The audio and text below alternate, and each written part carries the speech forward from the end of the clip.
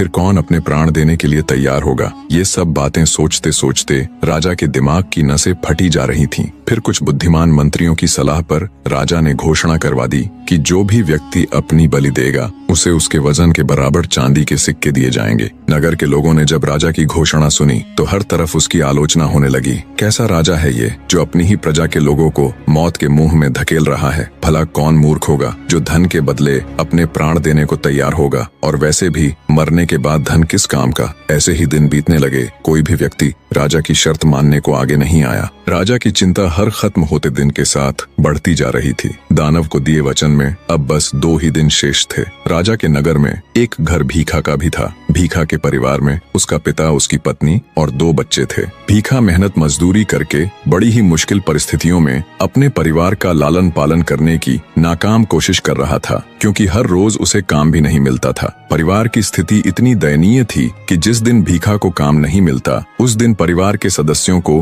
भूखा ही सोना पड़ता। भीखा के बाप ने भीखा को राजा की घोषणा के बारे में बताकर उसे राजा के पास जाने की सलाह दी। पिता के मुख से ऐसी बात सुन भीखा का हृदय मारे दुख के छलनी हो गया, पर बेचारा करता भी तो क्या। वो पिता की बात से सहमत हो गया और अत्यंत भारी हृदय से राजा के पास चला जाता है और कहता है, मैं उस दानव के पास जाने के लिए तैयार हूँ। भीखा की बात सुन राजा को कुछ शांति मिली। सिपाहियों की निगरानी में भीखा को दानव के पास जाने के लिए विदा कर दिया जाता है। बेचारा भीखा चलता जाता और सोचता जाता। चलते चलते अचानक वो जोर जोर से हंसने लगा और फिर रोने। फिर कुछ सोचकर वो दृढ़ निश्चय कर उस दानव के पास जाता है। भूख से तिलमिला रहे दानव ने उसे देखा तो तुरंत उस पर झपट पड़ा, पर दानव जब उस पर झपटा तो वो फुर्ती से एक और हट गया और मौका देख निगरानी के लिए आए हुए एक सैनिक के भाले को ले तेजी से उस दानव के ऊपर वार किया। दानव इसके लिए बिल्कुल भी तैयार नहीं था। जैसे ही उसे भाला लगा वो घायल हो गिर पड़ा। घायल पड़े दानव पर भीखा एक के बाद एक तब तक वार करता गया जब तक उसका दम नहीं निकल गया।